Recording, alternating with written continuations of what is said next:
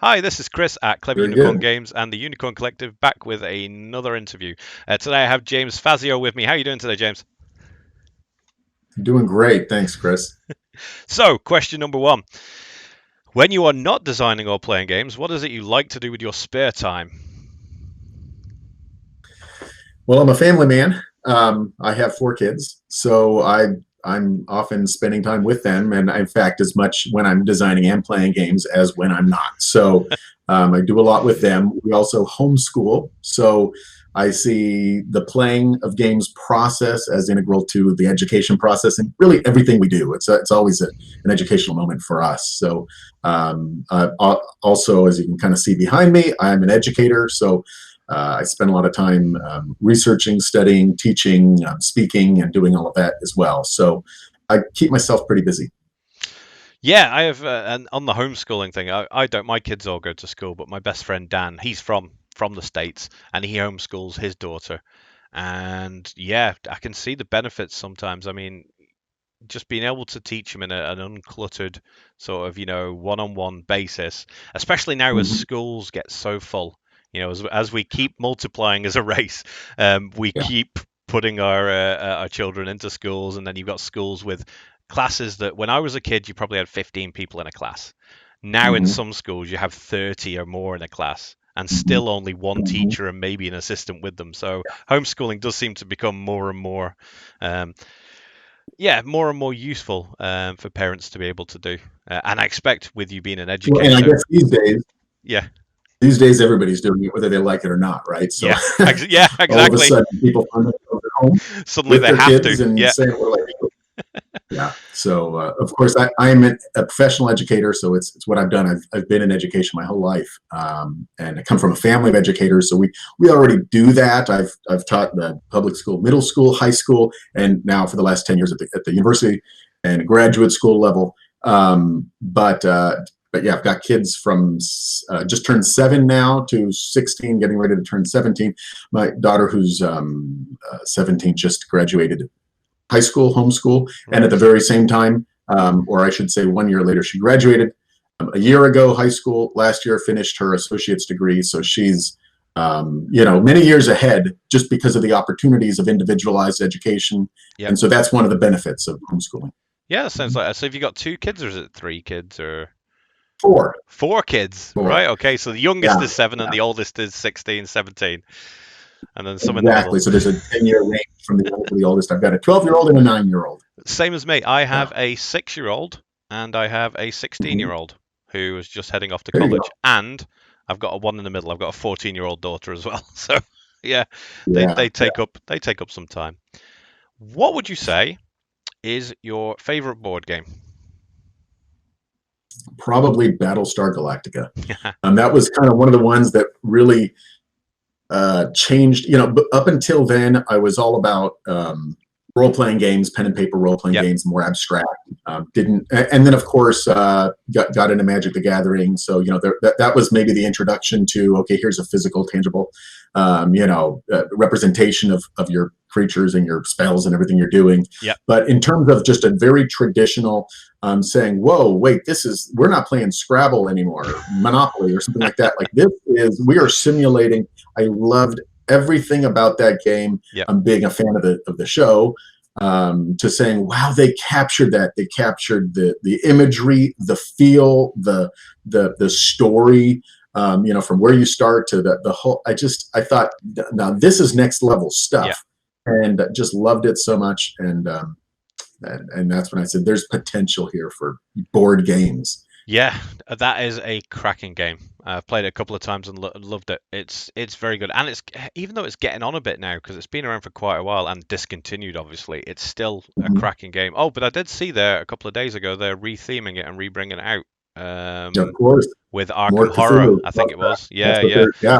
So that's going to be interesting because I quite like the Lovecraft. I probably don't like Lovecraft as much as I liked Battlestar Galactica. Like I really loved the show, Mhm. but still, it's Yeah. still an interesting theme. So I think it'll still be a pretty good game. And Lovecraft has it's amazing what they're doing with that now. I mean, it's everywhere you turn in every game.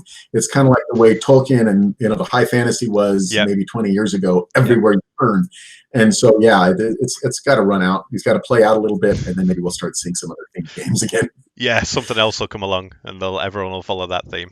A bit of fatigue has to set in sooner or later.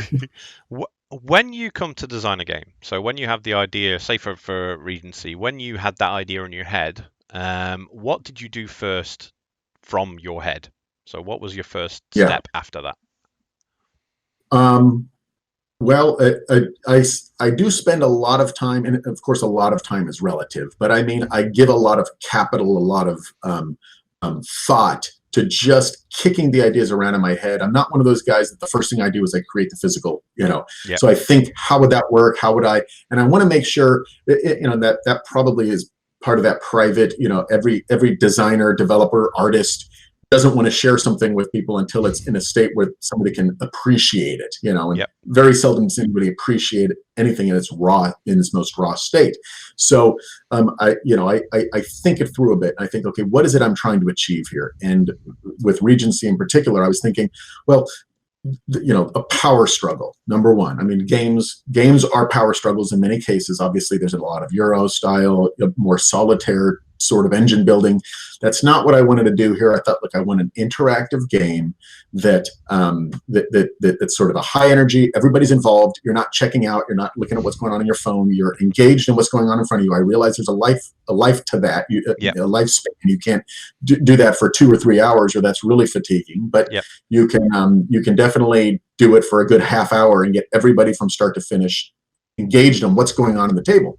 And I thought, I want the struggle. I want I'm trying to gain power. Well, I'll let you gain this much power, but I need to get this much. And, and that's just warring factions. That's everybody looking out for number one and saying, what's in it for me? And, and so realizing that's what I wanted, and the theme, of what goes into that, it's take that element and everything else that goes hand in hand with that. You realize, look, these are the power struggles that have endured throughout human history from the time immemorial. I mean, this is what people have tried to do to become number one, to yeah. emerge as supreme.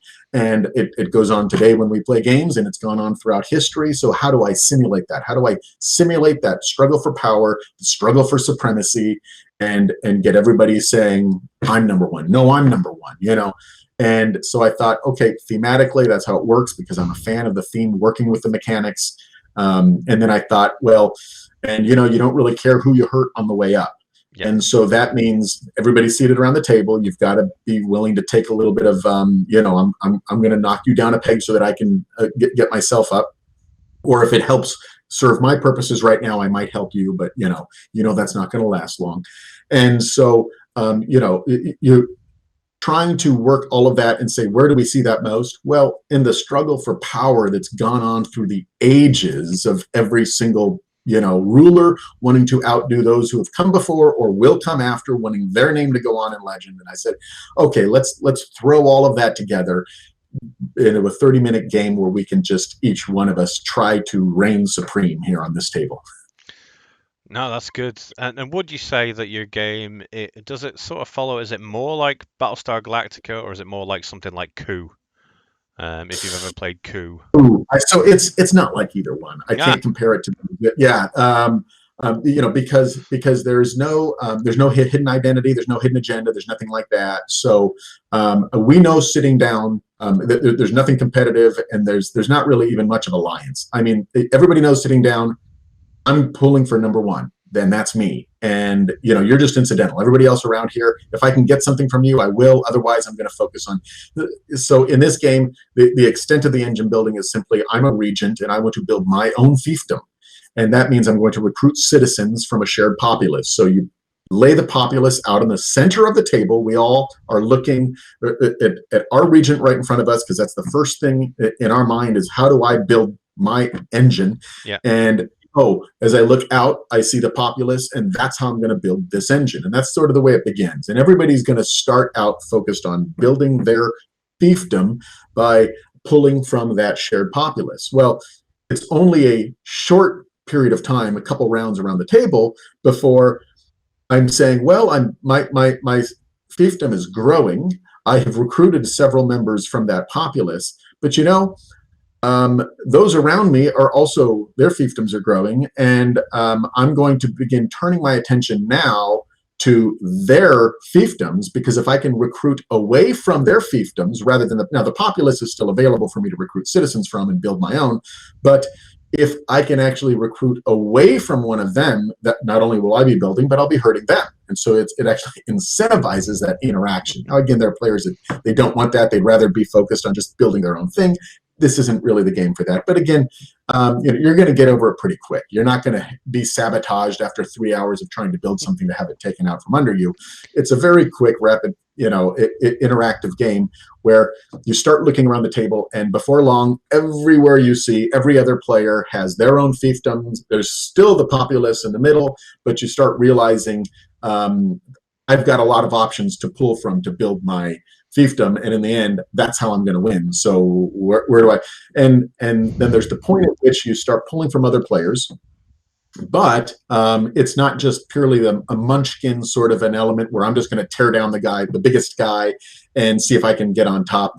Right now, there comes a point where once you feel like victory is within reach, you're going to start even looking at potentially targeting a weaker player rather than just stomping the guy on top, because in the end, I want to get on top, and I have a better success rate or better chance of achieving my goal if I pick an easier prey than if I try to go for whoever's currently number one, because I could just boom overshoot them from second or third place right now to number one. And so, it definitely has a few different transitions that occur during the game, from looking at maybe this common area to maybe who's on top to then, okay, now how do I become on top? And that might include picking off the prey. Oh, that's you get very excited about it. That's a good start. It's a very passionate explanation of the game, which is yeah, that's good. A lot of people try and do it for money and fame and stuff, but you seem to Yeah. really just love the idea of making this game that you've made, which is great. Yes. Um, so far in your journey, so far from thinking this game up all the way to now, where you're about ready to launch.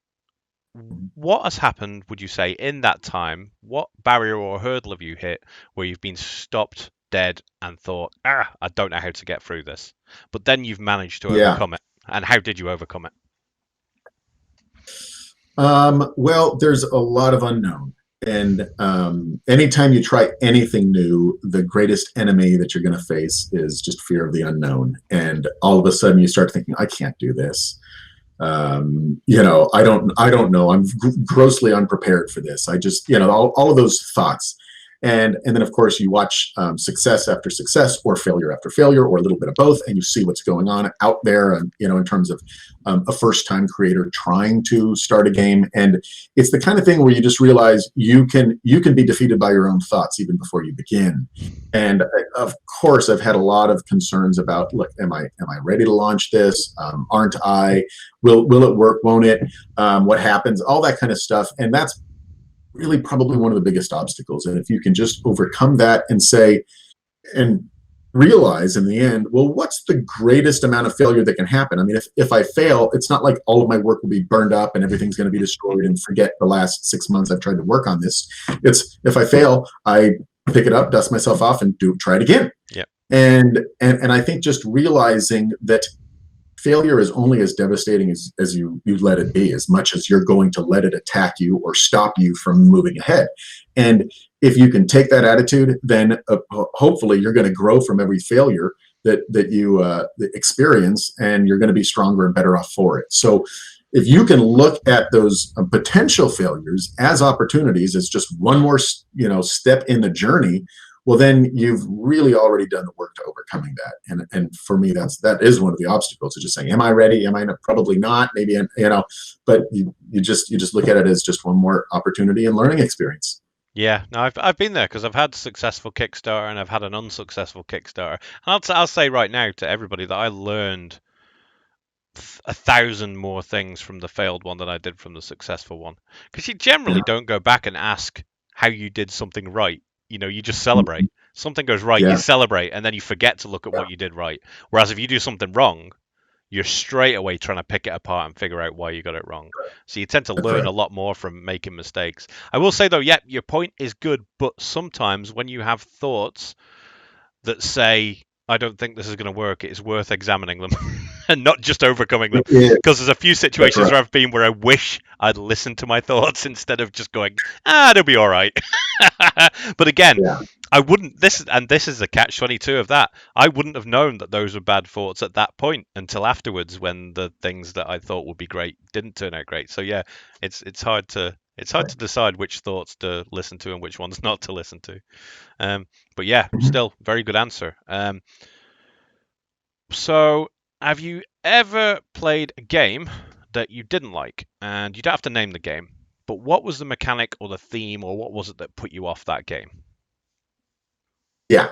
Okay. Great. Great question. I think we probably all played games we don't like. And for me, the element that I like least about a game is a game that, without naming any games, but you'll all recognize the type very quickly.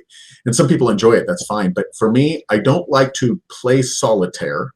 Mm, It, just play my own game, which irrespective of whoever's seated around the table with me. I mean, I might as well pull out my phone and let's all just play our own favorite game app right now, right? Six of us seated around the table. But here's what's worse. I'm going to take my turn, then I'm going to wait for you to take your turn to play solitaire. Then I'll wait for you to turn yeah. to play solitaire, wait for your turn to play. And if there's 5 people at the table, then I have to wait for 4 other people to play solitaire before I get to take my next turn on solitaire. So that really bothers me. And it's where now I'll use it a better example. The Welcome to game that more recently came out, and it is effectively it's you're doing your own engine building. It is Yep. at a solitaire, but what they've done with it, so that it's players 1 to 100, as they say, it could obviously play more than that, right?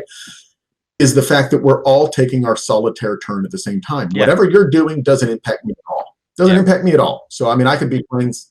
It's bingo. I could be playing in a room with 1 or 100, but we're all at least playing at the same time, and so it makes a game like Welcome to kind of fun. Yeah. But then some of the older games where you're waiting for other people to play, and at most there's some mechanism where, oh, did you do that? I guess I just lost one. But otherwise, I'm just waiting for every single other person to take their turn so that I can take my next turn. Really bothers me. Yeah, player downtime is a big thing. I mean, some games it's okay. It depends on the amount of player downtime there is, and you can usually tell when a game says, it says how long does it take to play, and if a game says like 30 minutes per player, you generally know that's Player. probably going to be a game where people have got a little bit of downtime each, just the way that they've worded it that way. And but in particular, I use that term solitaire because in particular, when whatever they're doing makes virtually little to no impact on Yep, my game, yep, it's like I don't want to have to wait for that. I mean, I don't mind. It doesn't have to be my turn if we're playing. We were just playing this last week in Dune. And I mean, you're moving on the planet, moving your troops somewhere, and it's not my turn. But you better believe I'm caring about what you're doing on your yes, turn yep, because yep, it, yep, it could impact me. At least by the time it comes around to me, it makes a difference. So I want to know what's going on at least, even if I'm yep. not actively playing. But any game where before very long, everybody pulls out their phone and they're like, oh, it's my turn now, and then they put it down. It's like, we have not achieved our goal of this social experiment Yeah. here. I've got Dune sitting on my shelf still in the cellar thing because I cannot find 4 people to play with me. And I love the books. I even like the David Lynch movie. Just the whole world and the Yeah. universe that was created by uh who was it? What's his name? It's Hebert. Frank Herbert. Was it Frank Herbert? Herbert. Yeah, yeah, yeah. That whole that whole world is or that universe is brilliant. I love it. I can't wait for the new Yeah. movie, which has been pushed Yep. back. But I really want to play the game, but I just not found people to play with it. One of my Yeah. favorite people to play with, he just doesn't want to play it. He's just read things and it just doesn't think it's his kind of game. So that's one person out Yeah. straight away. Yeah. So I'm stuck with it. It achieves something an excellent team mechanic, and that's built into it, and that team mechanic is significant. It's one of the most significant components to me. It's what makes that game most unique is that team element, and yet that team element can change in the course of a game, and all of a sudden you can form a new team. But it matters more than any other game I've seen, and it's fantastic. I really like that about it. Yeah, what really Mhm. gets me is I really like the idea of each person being completely asymmetrical in that they control a certain action of the game. So, they've all got their Yeah. bonus, but it's based on a certain action, so they're all important in different parts of the game. Which, Mhm. again, I think that's why they say generally if you're going to play with as many people as you can, so that it includes as many of those different asymmetrical powers. But Mhm. yeah, I really am looking for. I've had it. We've had it for ages. We've had it for like 6 months or something, or a year. We might even have had it since it came out like a year ago, whenever it was. Still not got to play it. But yes, back to the thing. Yeah, Mhm. another. Yeah, any worker placement games. They tend to be another one where worker placement games. You are, sometimes you'll have it where it's downtime while you're deciding where your workers go, especially if somebody has to think a lot about where they're going to put workers. But everybody cares Mhm. about it because you're all sharing that worker platform, and there's a chance that somebody will block where you want to go, or somebody might go somewhere that affects you later on in the game. So yeah, worker placement ones, they generally work around the player downtime a lot better. But yeah, there are a few games that I've played where it is just you might as well not have anybody else there. You're just playing for your own little engine, and that's all that matters is your little engine. And some would say Race for the Galaxy. So Race for the Galaxy is one of my favorite games of all time. I absolutely love it. Mhm. But it is made a lot better by that first expansion, which is called Gathering Storm, which adds goals that everybody aims for. Because otherwise, that Mhm. is a game where you're looking at your cards and you have no connection to anybody else at all. But just throwing in those Yeah. goals for everybody to go for gives you another little. It's called Race Mhm. for the Galaxy. That just adds another little race to it as you're racing to get these goals. So yeah, but yeah, Yeah. you are correct. Well, it's subjective anyway, but I agree. I agree with what you were saying. Okay. Um, We reached the majority. Enough.